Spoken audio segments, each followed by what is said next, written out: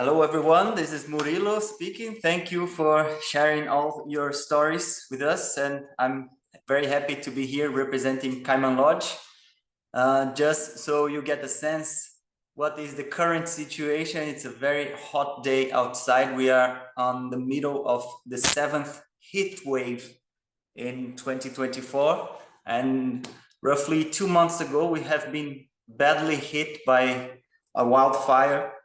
And this presentation, I will focus on this fire event and how we are dealing with the aftermath of it after 2 months. And firstly, I will show you some of the initiatives we already developed since the late 80s that fit into the 4Cs. Thanks, Joanna, and everyone listening.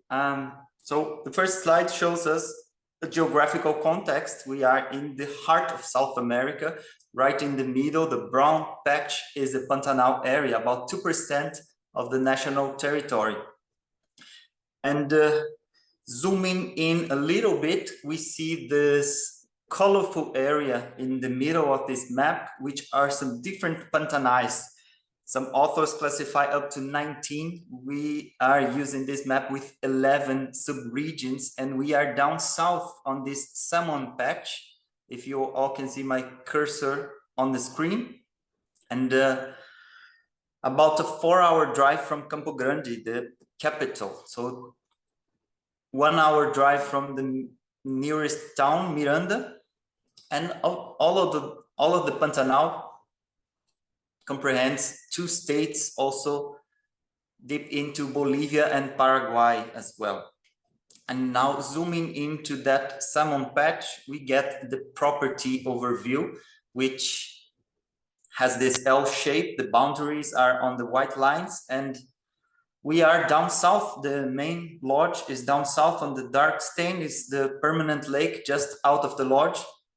And this whole area is mosaic of floodable wetlands, some hummocks, forest vegetation, some cordillera forest, these stripes, really narrow and curvy forest landscapes.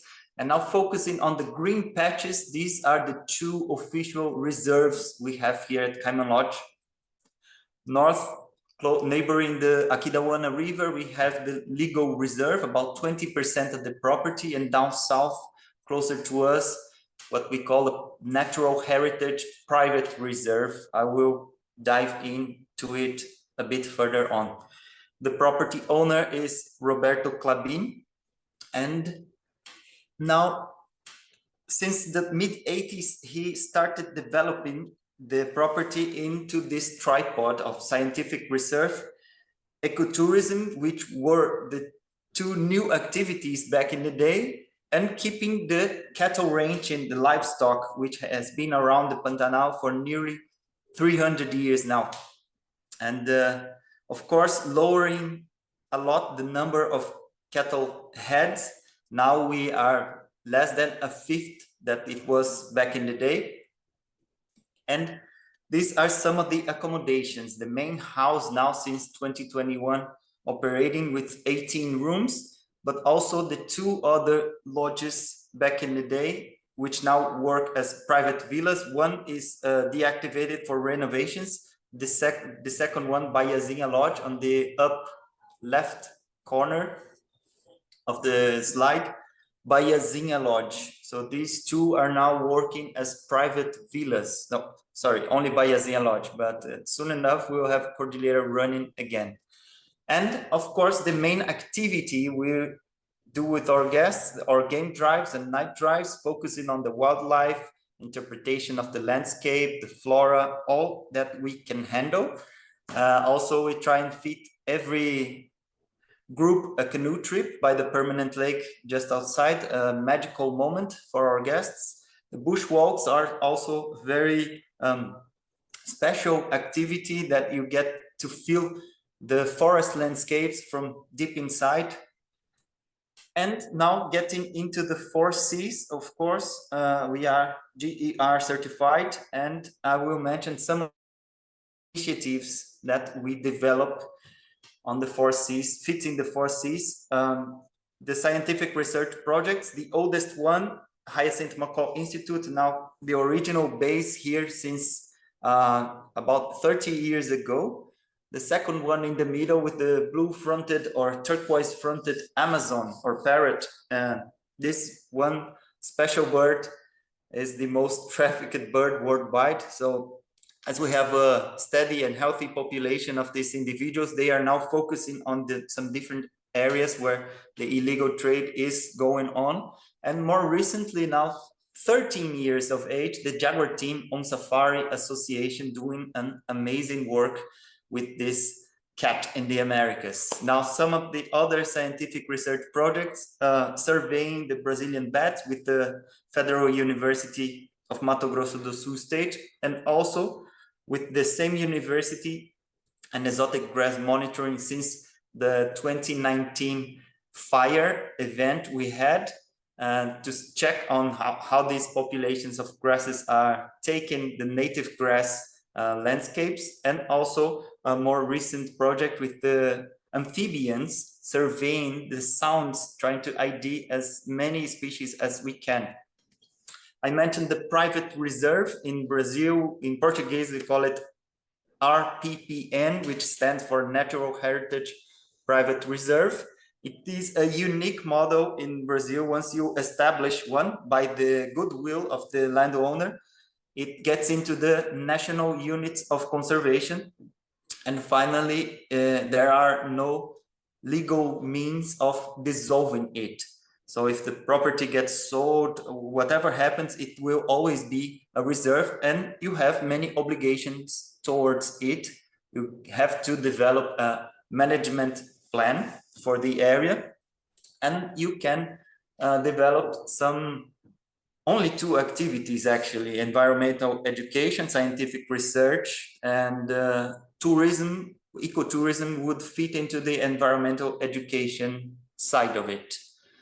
Now, this is one slide showing the whole property being split in two, which is since throughout last year and early this year, we have working hard to establish this new institute, joining the northern part of the property with the southern part, and the two official reserves are now part of an institute that will keep the legacy of Roberto Clabin and Maria Angela that they first dreamt back in the day for the property. So whatever happens with the heirs of the property, they will not be able to touch this, as it will be part of this institute. Now this slide shows us, if you can see the L shape back again on the bottom right of the slide is the Caiman Lodge property, and all of the red areas are neighboring properties that are like-minded people working hard to a set of standards that you don't deforest, you keep the cattle ranching on a sustainable level, and of course, don't hunt for any wildlife, don't poach for any wildlife. The green patch is one state park, and all of that forms one of the largest private ecological corridors, counting up to 430,000 hectares. Now, some of the activities still on the conservation, we treat our effluents on the main house and now the staff village, and one of the private lodge, the one operating by Azinha Lodge, and a water treatment station as well. This recycling material collection center is since 2020, we have been destining the material adequately. Composting, so all the organic waste goes to composting. And now to this culture side C of the 4 Cs.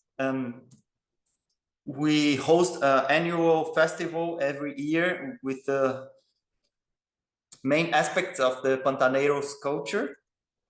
Also for our guests, twice a week, we offer this typical Pantaneiro barbecue in the Pantanal fashion. Amazing moment for the guests. And on our reception, we have this small shop with some of the indigenous handicraft from communities close to Miranda, Aquidauana, the nearest town, that we provide some good space for them to get the profit as well. The horseback rides are an optional activity for the guests, but finally it's one traditional way of experiencing the landscape, and also for all the community game drives, anniversaries, events. Also for the community, we provide a dentist and practitioner every 2 months and 1 month. And these are some of the photos and the environmental education activities with the kids in our community school, which holds from grade 1 to 9, a multi-series class, a big challenge for the teacher, a sports court, and of course this commerce is sustained by the 2 economic activities, the hotel business, wildlife observation, and the cattle ranching. Now diving into the fire events we have had back in the day and still active fires. The whole continent, the South America, Midwest, South and Southeast, North are all affected by the air pollution, by wildfires going all over.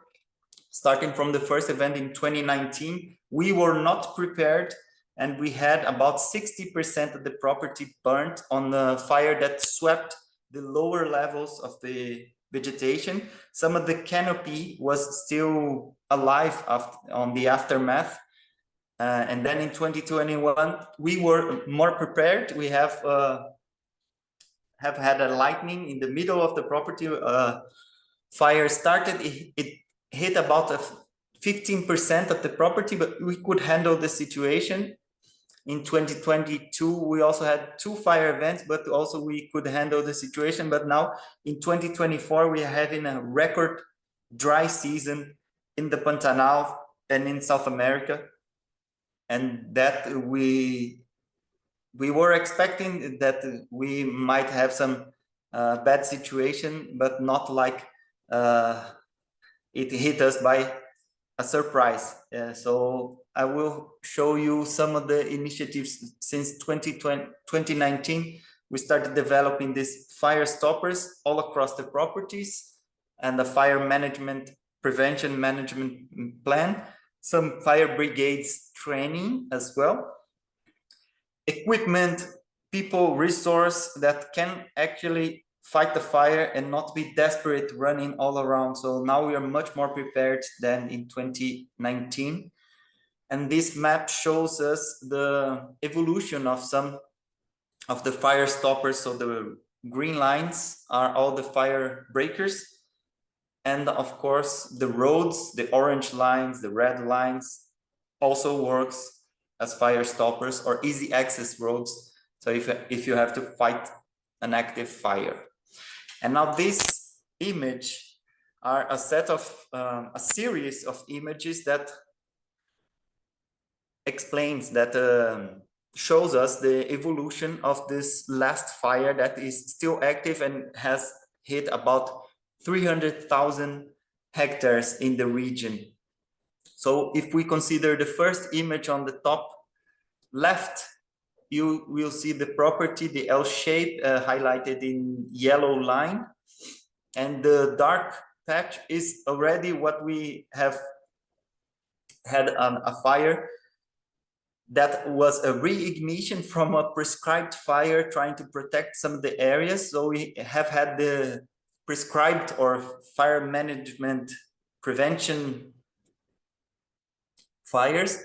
And finally, it reignited. We could fight it. It was pretty bad. It hit about 15% of the property, but up in the image, you see a red-orange dot is where this fire originated on July 23rd. And on this second image, we can already see the smoke and the prevailing winds bringing it down south. On July 25th, it has hit a big area already, and 26th, it spreads westwards. So still we were not in the worst situation, as we have had the fuel very low on this area of the property.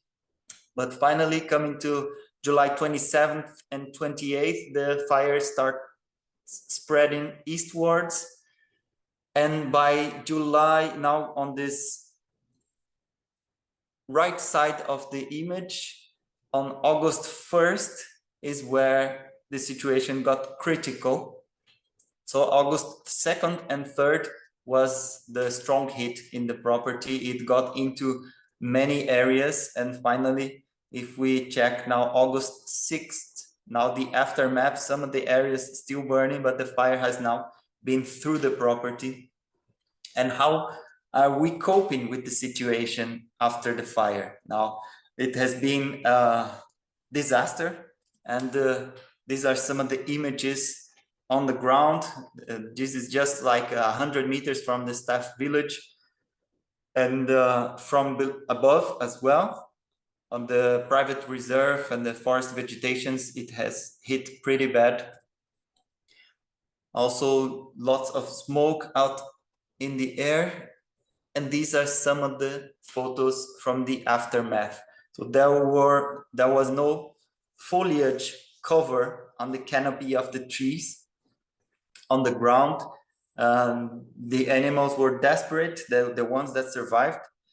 And since then, we started a joint effort with all the partner projects in the property, rescuing some of the wildlife. So in the left, we have one of the tapirs was found critically dehydrated with its feet all burnt.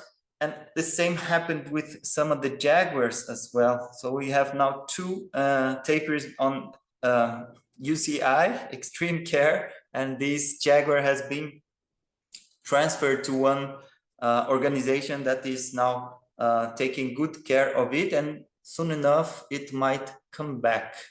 Also, another initiative is the food supplementation. We consider that the animals had no foliage, no resource at all. So we started with testing some roots, some fruits, all the guides team together, cutting fruits, and we chose 15 points spread out in the property so we could offer this supplementation. And as we see on the right, some of the capuchin monkeys are taking good care of the eggs. The toucans are everywhere.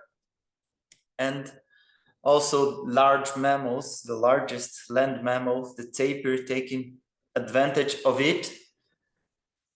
And of course, other initiatives together with the whole community, starting a plant nursery, collecting seeds out in the field, and seed bombing with the kids in our school has been quite a fun activity to do. We're planning to do that so with the guests coming soon, as we are reopening early next month. And this is one more complex structure that we have been developing, is a shelter for the wildlife. As we have noticed in our tours on extreme hot days, we have jaguars and other wildlife taking shelter on these water pipes down on the roads.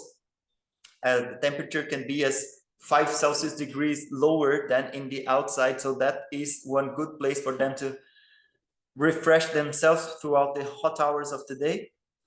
And we consider the pipes for this structure, and if you see on the top right, there is a elevation that we have built this all facing north, considering the fire and the prevailing winds. So there's a half moon shape with the elevation about 2.5-3 meters high, and this water hole that will be just on its back. And finally, there will be, if the flood comes and the rain comes, that there will be also some water on the front of it, and we have filled it with some of these concrete pipes. So in a critical situation, the wildlife can take shelter on it. So we have now spread out 7 of these structures, and we don't want actually a fire to hit us once again. So we evaluate how it will behave during a fire, but we expect that if we are actually hit, this might work. And with that, I end this presentation. Thank you a lot, Joanna. Voice is yours.